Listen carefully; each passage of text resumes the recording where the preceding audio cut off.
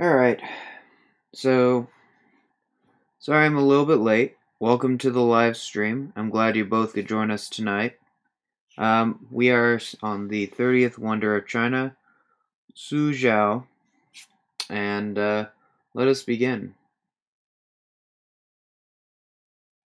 So, alright. So, just below, the reading's going to pop up. Start with the quote on the top. Above is heaven, on earth are the Suzhou and Hongshu, Chinese proverb. On the Grand Canal in the south of Jiangsu province, Suzhou is famous for over 1,000 years, effectively the culture center of China. In the past, it was a small city crisscrossed by narrow canals, traversed by many elegant humpbacked bridges.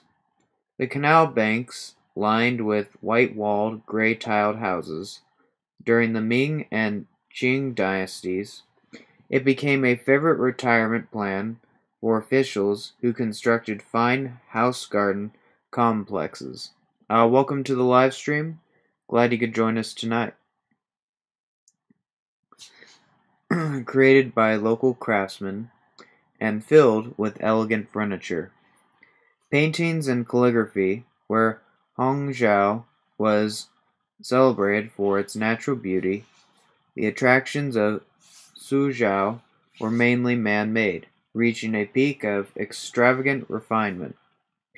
As the Long Ming author Zhang Hao Han noted, people from all over favor Suzhou clothing, and so Suzhou artisans work even harder at making it. People from all over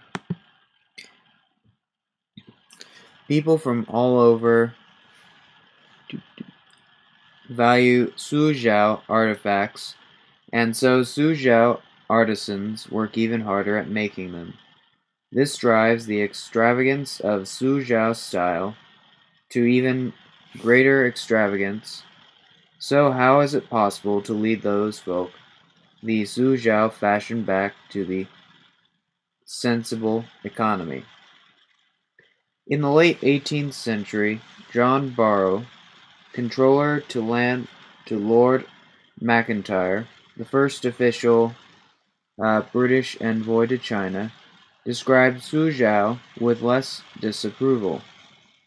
The school of the greatest artists, the most well-known scholars, the richest merchants, and the best actors, the most nimble acrobats.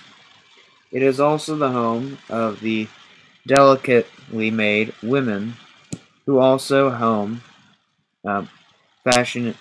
It rules China taste in matters of fashion and speech, and it is the meeting place of the richest pleasure seekers and gentlemen of the leisure in China. Welcome A17 to the live stream. I'm glad you could join us tonight. How is your morning going? The town was created in the mid-6th century by a local ruler who dug canals to control the low water table and moat to surround the walled town, but its economic position was assured by the expansion of the Grand Canal network between 605 and 611. Subsequent improvements in the Tang dynasty, including the construction of the Precious Belt Bridge, with its three high, elegant center arcs enabling the passage of boats carrying qualities of Suzhou silk. During the Ming dynasty, when demand for silk was at its height, intense production methods involving hundreds next page. Welcome Tony China, welcome Gazelle, and welcome George to the live stream. Glad you guys could join us tonight. We are on the 30th wonder, Suzhou. Demand for silk was at its height. Intense production methods involving hundreds of impoverished day workers led a strike in 1626. But conditions were not improved, for several stillat from 1715, 1734, and 1822 have been discovered, carved with edicts forbidding the silk workers to strike.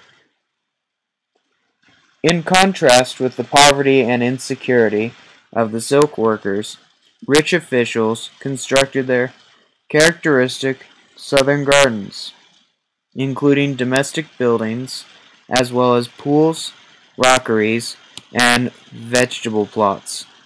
These gardens often occupied a very thin area, one of the most perfect of the garden of the master of the fishing nets, first built in 1440 and rebuilt in 1770, occupies only 1 acre.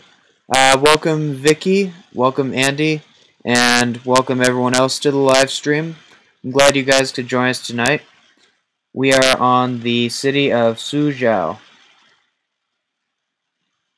Suzhou gardens integrate dwellings and other buildings such as pavilions perched beside pools or on top of rockeries to afford a view with water, rocks, and finally plants. They are usually divided into different areas, each with characteristic feature, which could be a pool, an elegant rock, stone-carved calligraphy set in the courtyard, walls, raised beds surrounded by elegantly carved stone, or a single tree or plant. The walls dividing the spaces are often pierced with elegant openings shaped like fans or leaves, or filled with decorative lacteace, enabling a glimpse of the view beyond. And just as the gardens themselves are never laid out to offer an open, unrestricted view, so the areas of water are rarely left completely bare, but are divided by rocks or low bridges. The earliest surviving garden in Suzhou is the Kanlung Ting, or Pavilion of the Blue Waves, named from a line in the 4th century BC. Zhu She, if the water of the Kanglang River is clean, I wash the ribbons of my official hat in it. If it is dirty, I wash my feet. The connection, ...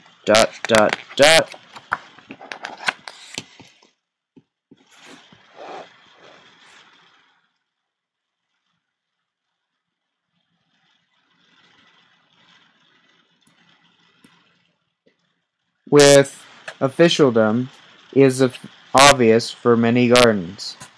Belonging to the retired officials, washing the feet is a domestic detail, and many garden names reflect a form of modesty and domesticity, and the use of a quotation is characteristic. The naming of pavilions within gardens, the inscription of the name in fine calligraphy, made a visit to the garden a sort of literacy and artistic crossword puzzle. All visitors sought to recognize the source of a phrase. The layout of the Kongleng Ting is as it is in 1044, a series of green rooms with lactise work, windows, great bamboos, stone-carved landscapes, and a burrowed view of the canal outside, making the garden seem larger than it is. The larger Zhujiang Yao garden is the artless administrator who built in the Ming dynasty on the site of the earlier garden. Its name refers to the statement by a discontented official of the 3rd century who said that gardening was the only form of administration suitable for untalented officials. Its central selection is centered on a winding lake with side inlets and is one of the few where changes in fashion in garden design over the centuries can be demonstrated. For once, the Ming painter Wing Zhangming depicted natural, earthy banks along the pool in the Jing dynasty. The banks have been built up with craggy boulders. A similar development in style can be seen in the Suzhou, created in about 1336 for a Buddhist monk in the grounds of a temple. A scroll painting made shortly afterwards shows a fairly plain, rock-lined courtyard, whilst today the courtyard is crammed with strangely shaped rocks and crags, demonstrating in an extreme form the Chinese gardener's enthusiasm for club-shaped, deep-pitted rocks from the Lake Tai in Wuxi. Suzhou has lost many of its canals and is crisscrossed by main roads, lined with modern shops designed to look like old whitewashed houses. Its fate is echoed in many picturesque waterside villages nearby, such as Zhaozhong, which are being developed as tourist sites, bustling with souvenir sellers by the day, deserted by night. Welcome to the live stream, everybody, especially Fiona Kwan and Yulia Smile 720. I'm glad you all can make it tonight. We are going to look at the pictures of our 30th Wonder of China. Here, for example, is a picture of the canals in the city of Suzhou. On the next page, right to the bottom, is a picture of a pool in the garden of the master of fishing nets. And over here is a description from the 18th century in the album of Pictures and Tilling by Ging Ji Tu. Yes, this book is telling about Chinese cities. It's also telling about geography and a few other things as well. And right now we're in the section that's focusing on the cities, which takes up about 10 of the 70 wonders of China. So, got our next reading.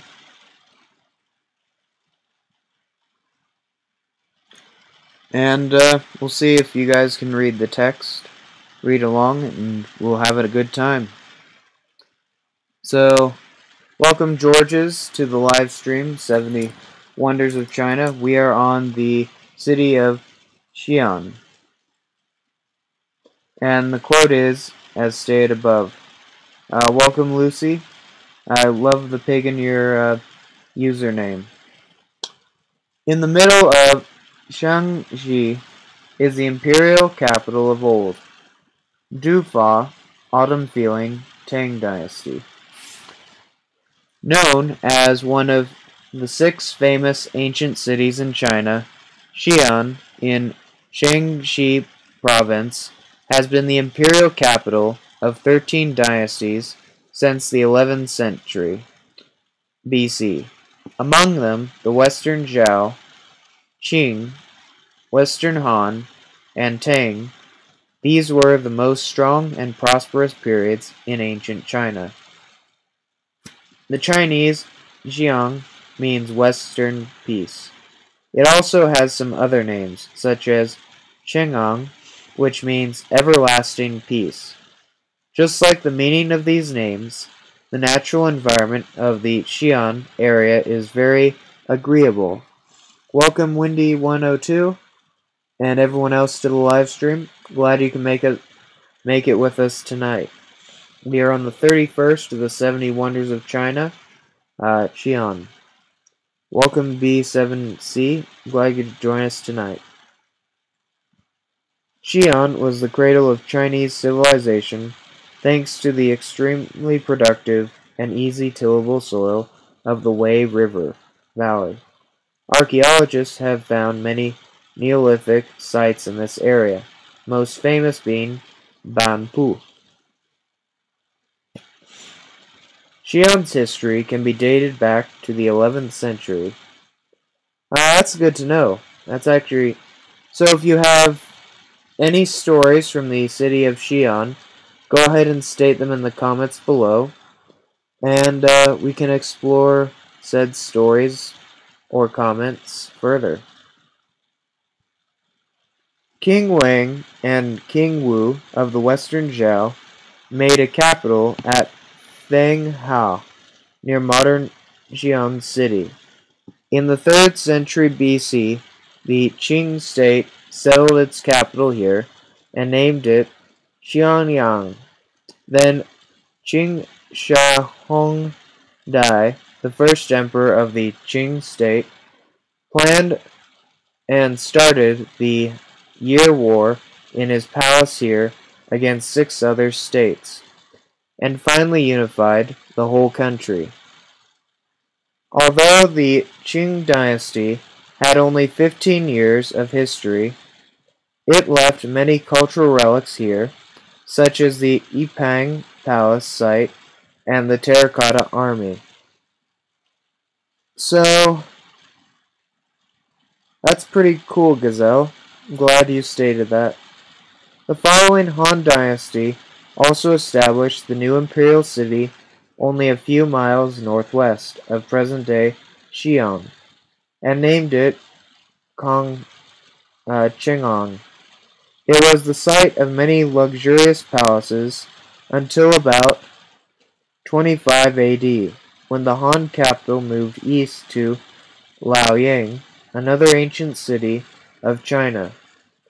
The Xi'an area was relatively neglected during the period 2220 AD to 581 AD. In 581, when the Sui dynasty reunified China, the Sui Emperor Wang established his capital in Xi'an, calling it Dangying.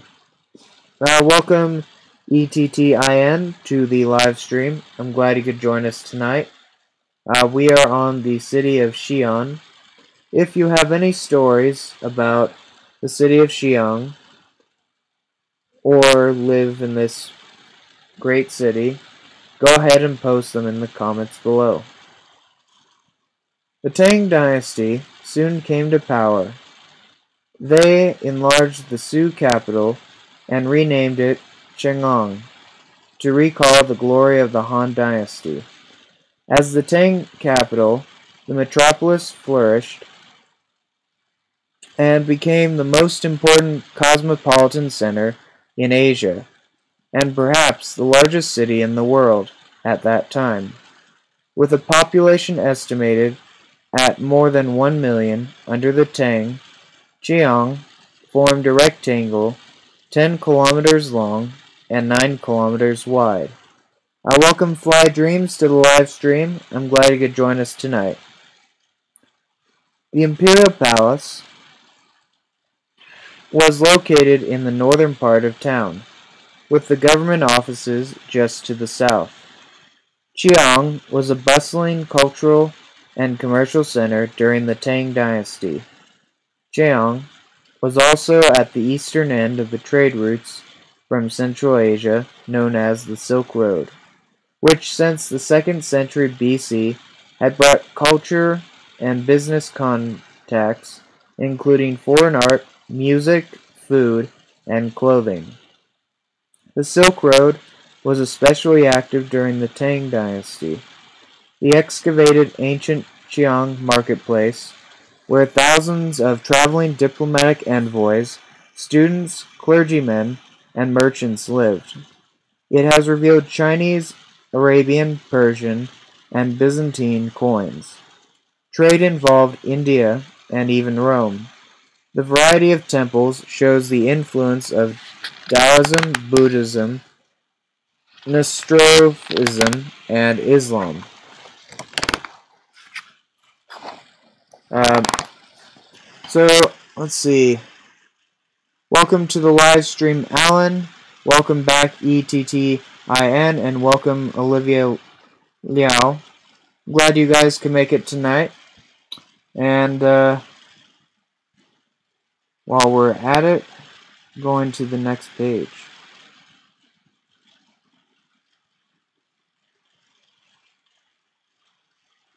Alright.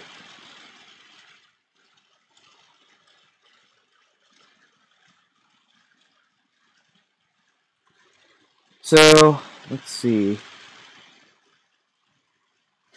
Beginning on the upper right corner.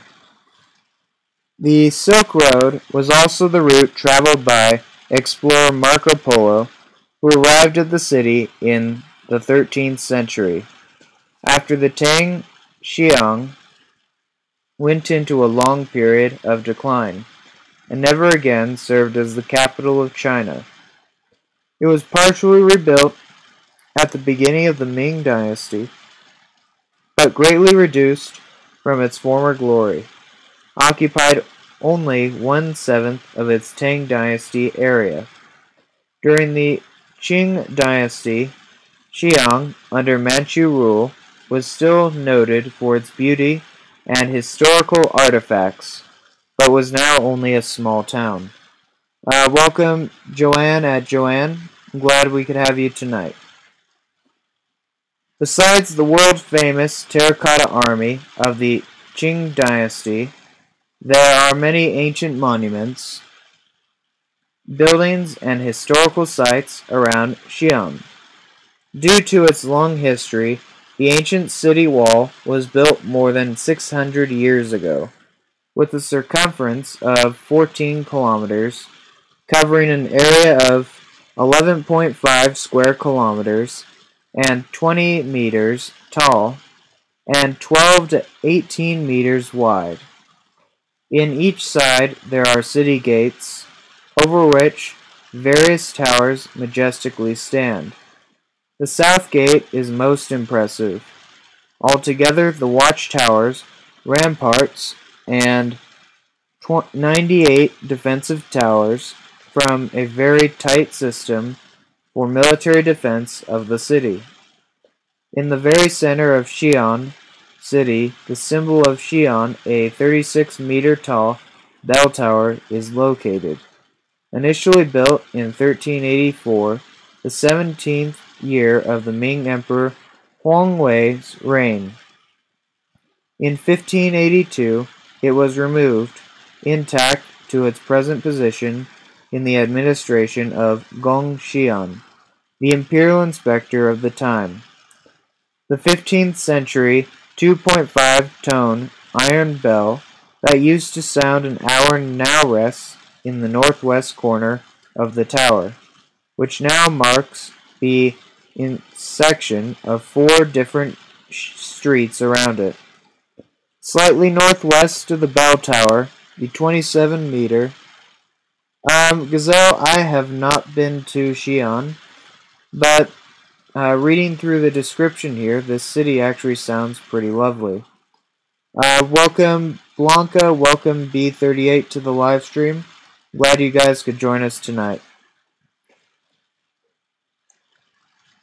The 27-meter tall drum tower was also built under the Ming in 1380. In ancient times, drums were beaten from this tower for 10 minutes before the city gates were closed for the night. Let's see, going to the next page. Alright. So,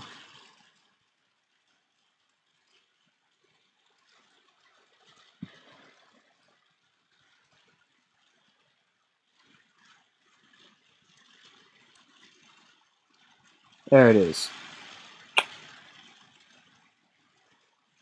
So, welcome to the live stream. I'm glad you could join us tonight.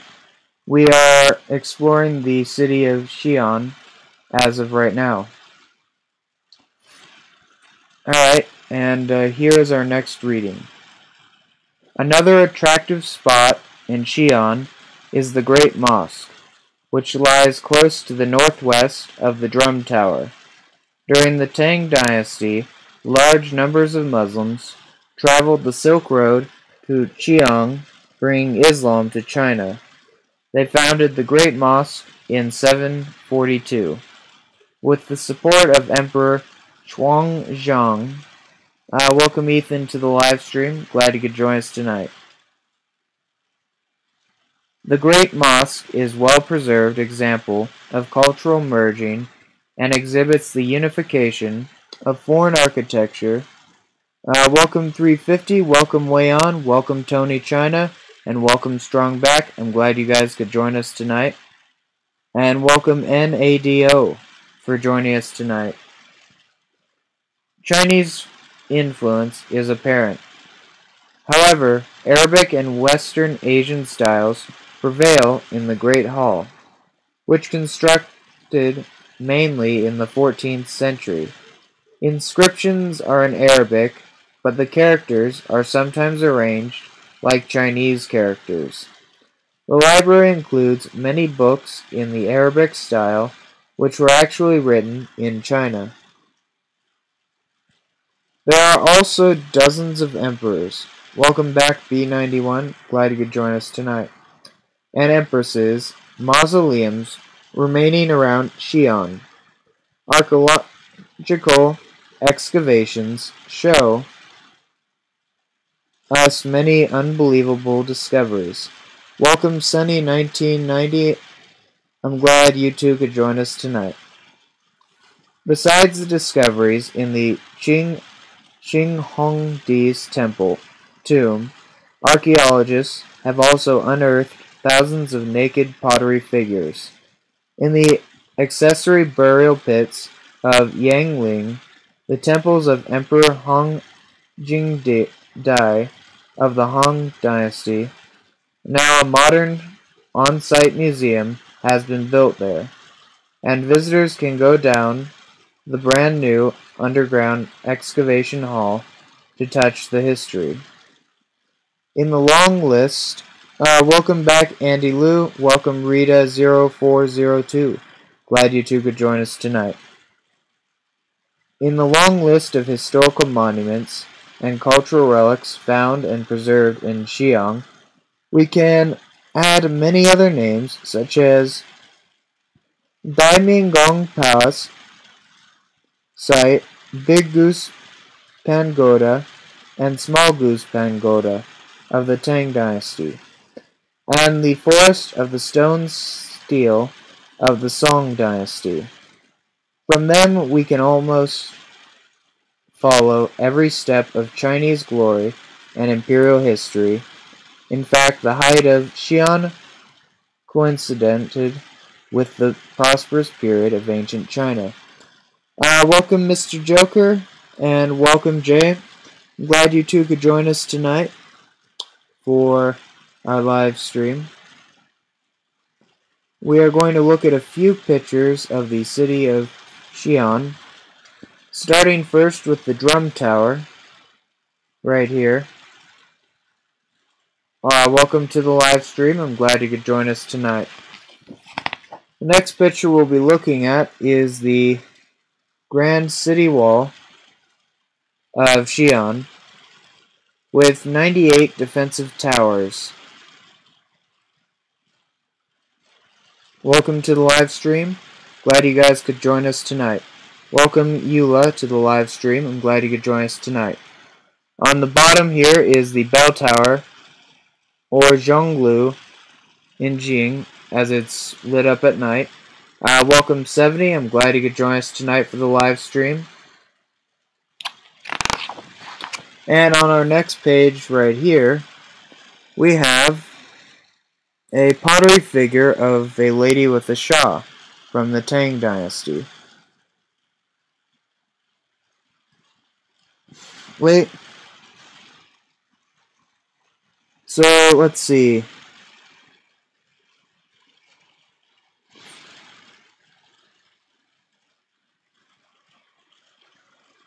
So I guess that's fair, Gazelle and other person. Welcome Eric MSL to the live stream. I'm glad you could join us tonight. We are now moving on to Pat. I guess it must be a little boring from that side, but so if you guys have any comments, feel free to type them below in the live stream. I myself don't know a lot of history about the city of Xi'an, but I'm glad you could be with us. Our next wonder, the 32nd wonder of China, is Nanjing. Welcome back, Mr. Joker. Glad you could be back with us. And let me just move around a little bit. So, if you guys want some adventures, you can get there. So, there's a quote at the top of the page. Welcome back to the live stream about Nanjing. With Purple Mountain as Twisting Dragon and Stonewall as Crouching Tiger, Nanjing is the real home of emperors. Ming era saying. Welcome back, Tony China. Yeah, so I started this book, the live stream for this book a while ago.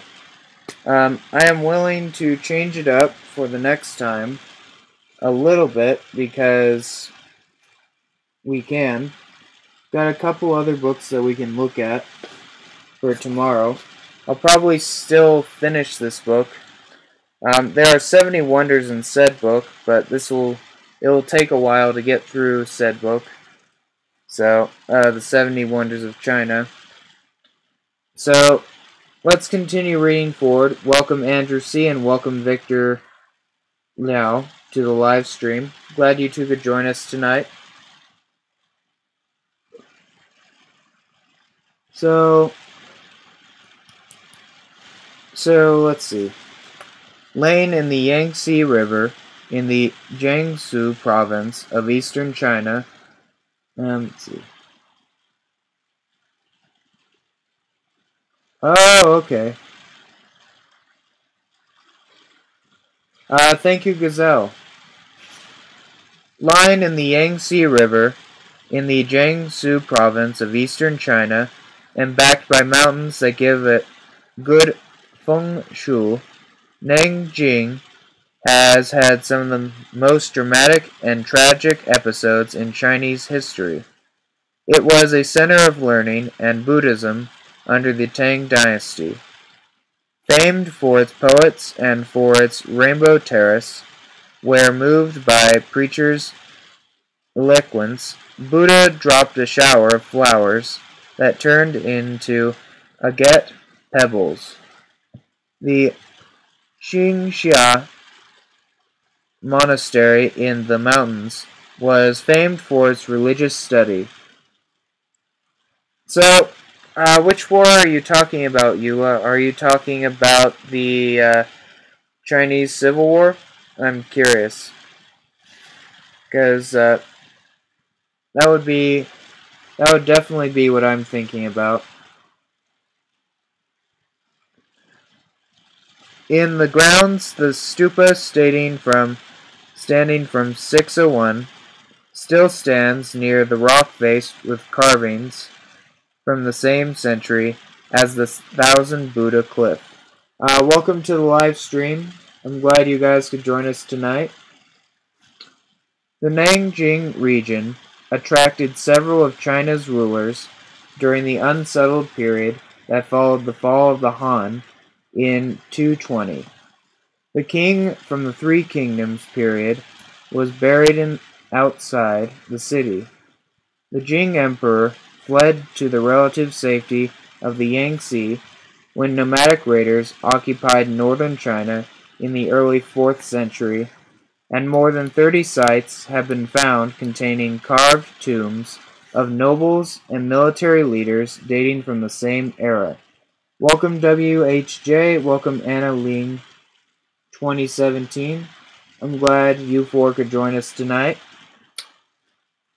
Under the Southern Song Empire, Nanjing and the Yangtze Valley came to play an important cultural and commercial role, and the city rose to glory when the first Ming Dynasty Emperor Hongwu adopted it as his ... Welcome back, Andy, and welcome back, Tony China. I'm glad you guys could join us tonight. We are on the old capital of Nanjing.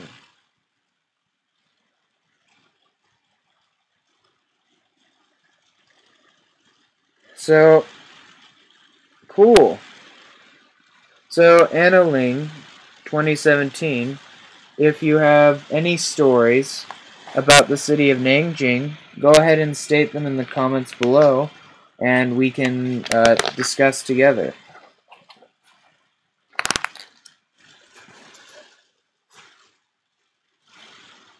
Capital under the name of Yingtang-fu. The song of the poor peasant family, he built an enormous palace as a sign of his power. A high, thick wall, said to be the longest of any urban center on Earth. I'm glad you were at Nanjing, Andy.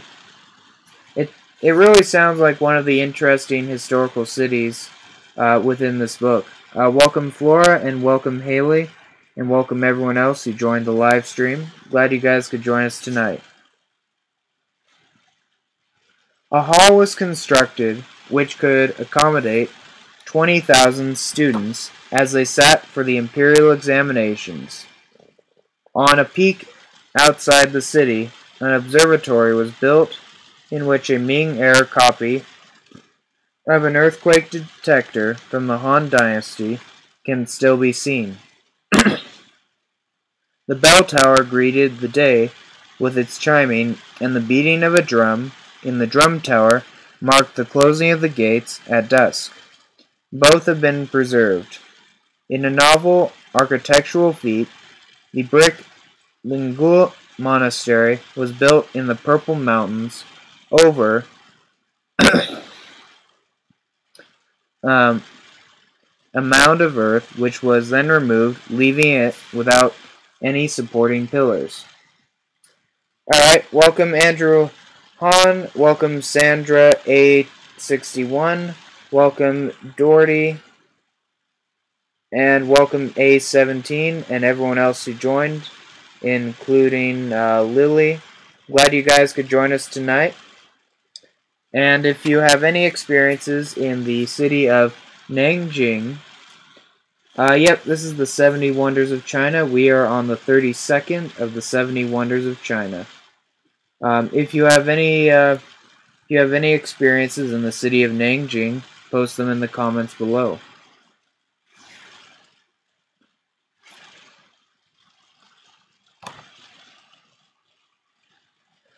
When the first Ming emperor died at the very end of the 14th century, he was buried in a mausoleum 400 meters in diameter below the mountains at the end of a spirit road linked with statues of scholars, warriors, and animals who would accompany him to the afterlife.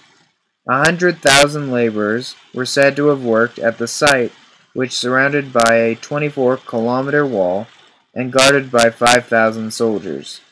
Though the third Ming emperor moved the capital to Beijing at the beginning of the 15th century, Nanjing remained the southern capital. Welcome C44, and welcome everyone else to the live stream. Glad you guys could join us tonight. We are on the city of Nanjing.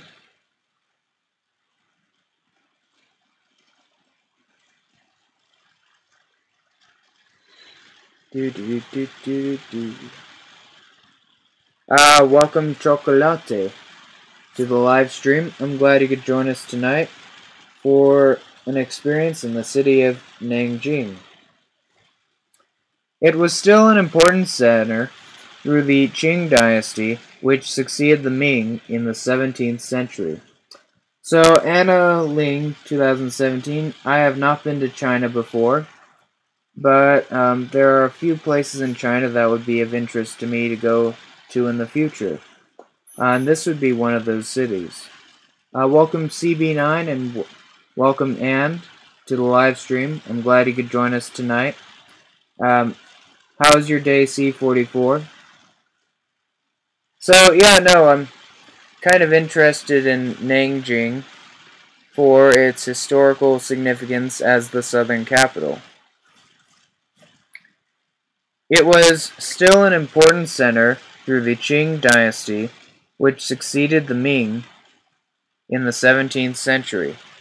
Emperors included Nanjing in their provincial tours. One personal writing, an inscription at the tomb of the first Ming. The China's strategic positions. Thank you, C44. I'm glad that my lessons look great. Emperors including Nanjing on their provincial tours. One personal writing, an inscription at the tomb of the first Ming. The city's strategic position on one of China's main river communication routes ensured it would always be well guarded.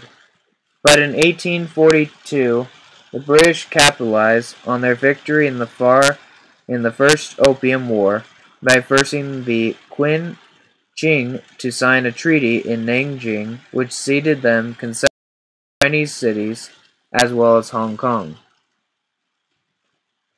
Sure. Welcome, Chris. C44. I will be glad to do lessons with you afterward. I can do lessons from the 70 Wonders. I do like Chinese culture, but I do got to say I like a lot of cultures that are non-American as well. A decade later, the city became the capital of a Mosaic rebellion, the Taiping, led by a southern teacher who declared himself to be the son of a Christian god. In 1853, Nanjing was proclaimed the heavenly city where Taiping leader lived in a large palace, while rebel armies roamed across China, at one point threatening Beijing. Yeah, go ahead and talk about the lesson together in the comments below. I'm not very good at translating my lesson in Mandarin script, so you can go ahead and do that if you like. So, I don't know how to read Russian script, but welcome to the live stream. I'm glad you could join us tonight. So no, you can talk about the lesson with each other, and I can talk with you about the lesson C44 after the live stream, which ends in 12 minutes. So, where was I? The Ming Emperor's tomb was looted and the temples despoiled as the rebels pursued their crusade against the Manchu. I'll have a lesson for us. Welcome Georges and welcome Jake E to the live stream. I'm glad you could join us tonight.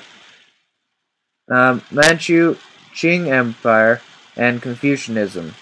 After 11 years, pro-imperial forces blasted their way through the walls and ended China's Great Rebellion in the 19th century, which brought a death toll that has been estimated at anywhere between 10 and 20 million. Welcome Cherry111111 to the live stream. Glad you could join us tonight. We are on the capital of Nanjing, the southern capital of China, and let us proceed forward. When the Qing was overthrown in 1912, welcome back, you and me. I'm glad you could join us for the live stream. Yeah, no. C44, we can have a talk after the live stream. The first president, Sun Yat-sen, established his headquarters in the elegant late Imperial Garden Complex, now a tourist attraction. But Sun soon relinquished power to a general based in Beijing, and as China descended into 10 years of warlord fighting, Nanjing lost its status. In 1927, it was the scene of the Nanjing incident, where unruly troops killed foreigners and set off an international storm. Welcome, Fighting. I'm glad you could join us tonight. When Chiang Kai-shek, Sun's heir as the head of the Kuomintang Nationalist Party, led an army to unify China in the late 1920s and end the warlord era, he chose Nanjing as the national capital.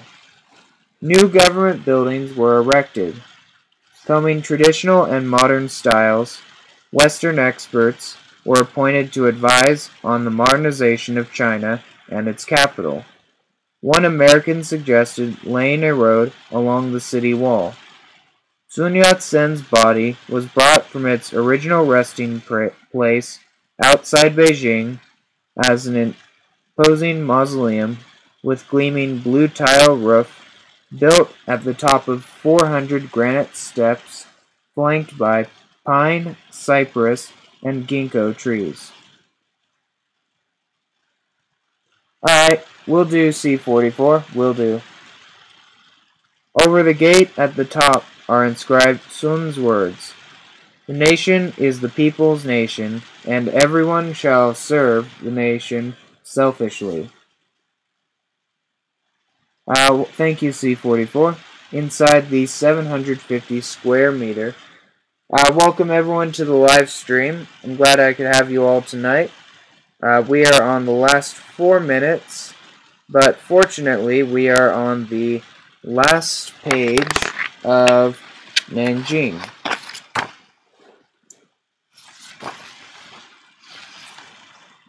Welcome back, Eric MSL, to the live stream. Enjoy the last couple minutes with us tonight. Hall is white marble statue of Sun. In a bell-shaped vault in the north lies his body in a coffin, also of white Italian marble. In 1937, after the outbreak of a full-scale war, Japanese troops which had taken Shanghai moved on Nanjing. Chiang Kai-shek flew out to establish a new capital further upriver. After fierce fighting, bombing, and an intense artillery barrage, the attackers breached the wall, and the Chinese soldiers fled. The Japanese penetrated what became known as the Rape of Nanjing, killing, torturing, and looting indiscriminately.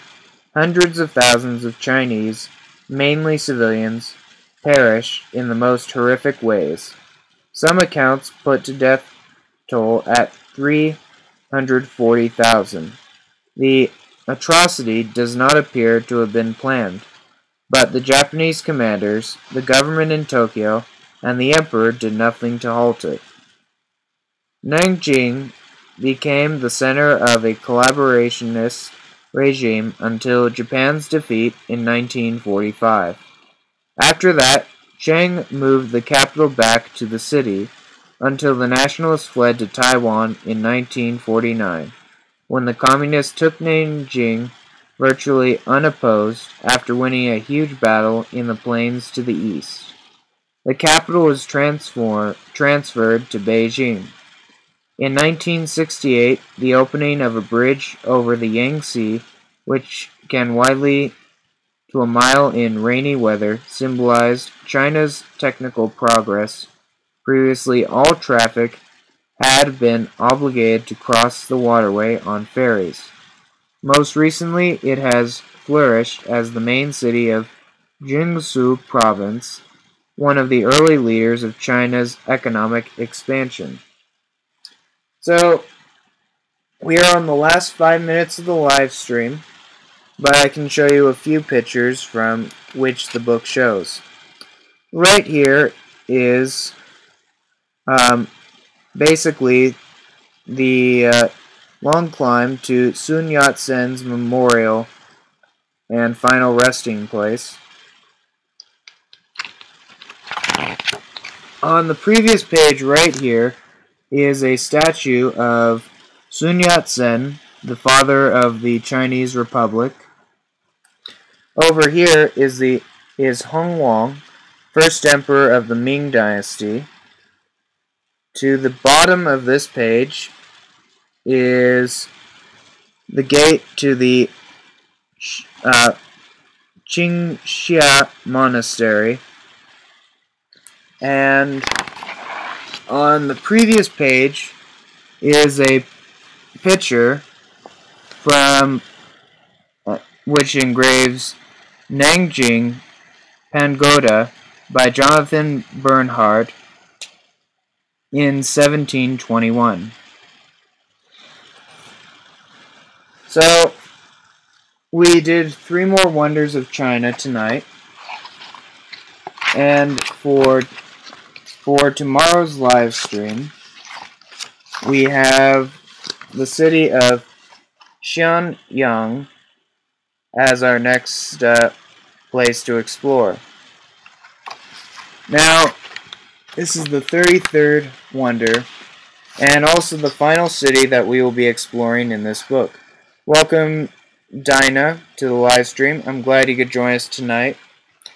This is the 70 Wonders of China live stream, and you are looking at what will be tomorrow's material, Xianyang, of which then we will proceed forward into the next section of the wonders, monuments and buildings.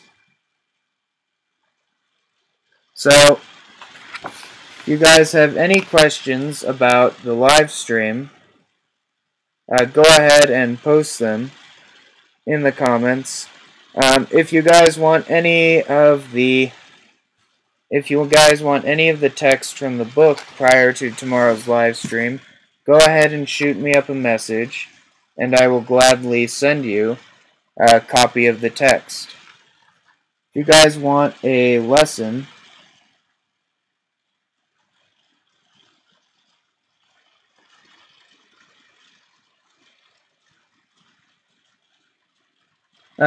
thank you for the clarification, Giselle.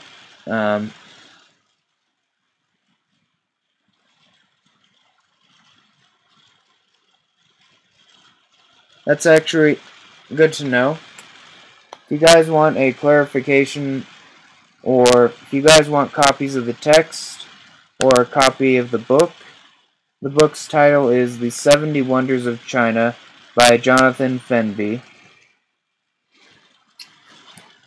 And if you guys have any other questions or comments, we have 2 more minutes before the live stream ends. Also, feel free to start a chat with me later tonight. I will be up and doing chat until 5 p.m. China time, of which then I will go offline probably until the next day. So, let's see. So, I'm pleased to have everyone come to the live stream. So, Tony China, I have been to 0 cities in China, but there are 1 or 2 cities, such as Nanjing, that I would definitely be interested in going to in the future.